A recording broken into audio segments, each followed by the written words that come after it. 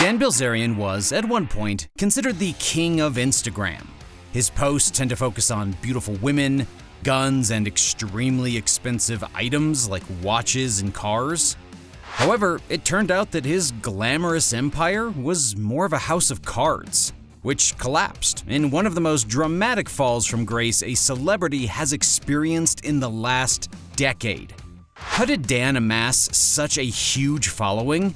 How did he gain his huge wealth? And how did he lose it in a matter of weeks? Let's start with the story Dan told us. Dan Bilzerian was born in 1980 to Paul Bilzerian, a corporate takeover specialist on Wall Street. Effectively, Paul was an expert in acquiring large amounts of undervalued shares in a company, and then, with those voting rights, changing aspects of the company to increase the share price. He could then sell the shares for a profit. This process is sometimes referred to as corporate raiding. When Dan was 10, his father, Paul, was indicted and then arrested for share parking, an illegal practice associated with dirty corporate raiders, allowing them to buy more shares of a company than they should be by putting the shares under multiple names. Paul served 13 months in prison for this and other corporate crimes, and was pursued by the government for $62 million. Paul avoided paying most of the fine by filing for bankruptcy multiple times. He also created trust funds for his sons, Dan and his brother Adam Bilzerian. That's a lot of corporate spiel, but what's important to remember is that Paul has around $60 million in unpaid fines, and has a trust fund set up for Dan. Dan was a troubled kid at school, eventually getting expelled for bringing guns to school in the trunk of his car. He left education after this mishap and ventured into the military. According to Dan, he attempted the basic underwater demolition SEAL training, known as BUDS for short. He completed this aspect of the course with broken legs. But then, when entering the next 26 weeks of SEALs training, he was honorably discharged due to his injuries. However, because the discharge took so long to process, he was healed by the time he should have been discharged. He then went back to his commanding officer and was allowed to start his SEALs training again, and made it almost to the end, before being discharged 3 days before graduation due to a safety violation. So, effectively, Dan failed SEALs training twice and never managed to actively serve in the military. After his military training, Dan was allowed disability compensation, and he used this to pay for university. It was during his first year that Dan picked up poker after being introduced by his brother. He went broke at first, but after selling some of his guns, he honed his poker craft and ended up growing $750 into $180,000. This encouraged Dan to keep going, growing his net worth playing poker in back rooms, and eventually playing in the 2008 World Series of Poker, finishing in 180th place.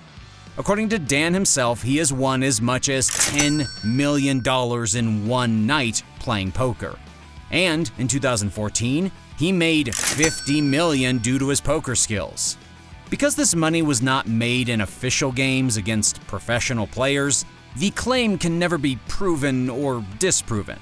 However, it begins to make a lot more sense when we remember the missing $60 million Paul Bilzerian left unpaid.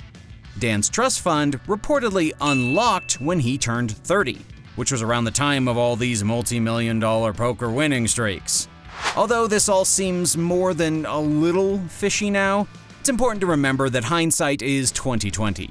And in 2012, when Dan came to Instagram, he wasn't seen as some trust fund baby with a gun obsession.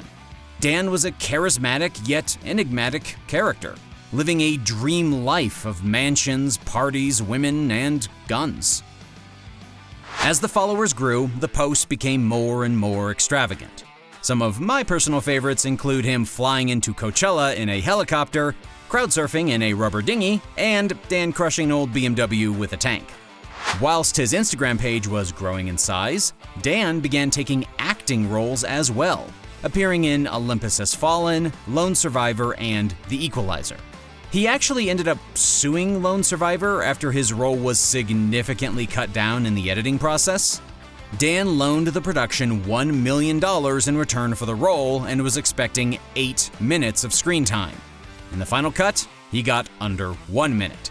Dan also gave a tour of his $65 million home to CNBC, showing off his ridiculous home, including a 12-foot waterfall and a bowling alley. Through the process of Dan's incredible growth, he was given the moniker of the King of Instagram. In 2017, Dan started his brand, Ignite. Ignite was mostly a cannabis company, but it also sold clothing. Targeted at Dan's demographic, Ignite was flashy, luxurious, and bold. One word that doesn't describe Ignite, however, is profitable. In 2019, the company reportedly lost $50 million. The stock price went in a similar downward trajectory. Ignite initially started trading at around $2.50 before the market hit Ignite with a harsh dose of reality, bringing the price down to 48 cents per share. The price still hasn't recovered, sitting around 60 cents. All good things must come to an end, and so did Dan's Instagram reign. On Saturday, the 2nd of January 2021, possibly to do with the failure of Ignite the previous year, Dan's Instagram following peaked at 32.8 million followers. But the real damage was already done. In July 2020, Curtis Heffernan, an executive at Ignite, sued Ignite for wrongful termination after he wouldn't approve Dan's ridiculous spending. A side effect of this lawsuit was that it showed Ignite was effectively footing the bill for Dan's luxurious lifestyle. For example, a $40,000 rock climbing wall charged to Ignite. Everything in Dan's posts was paid for by Ignite, including the models. This revelation was also shocking, as Dan claimed that the models were often not paid and just liked hanging around him. The court case also shed light on Dan's place on the property ladder. The king of Instagram had to leave his $65 million home in LA because it wasn't his home. The property was rented by Dan for $200,000 per month, and he had not been paying rent for a significant amount of time. The owner of the property removed Dan so he could sell the property for $75 million. According to Forbes, the neighbors had a celebration marking the end of Dan's stay in the property. Heffernan also claims that he was pressured to show money from the COVID aid program as income. This minimizes Ignite's losses by suggesting that the company generated that money themselves. All of these questionable business practices made people doubt everything else about Dan, including his past as a successful poker player. The claim of making $50 million in 1 year is entirely ridiculous, because that is more than most professional poker players make in their lifetime. Furthermore, according to Doug Polk, retired professional poker player, Dan isn't that good at poker. Polk describes Dan's style as too aggressive, and he says he's a fish in the water compared to most poker players.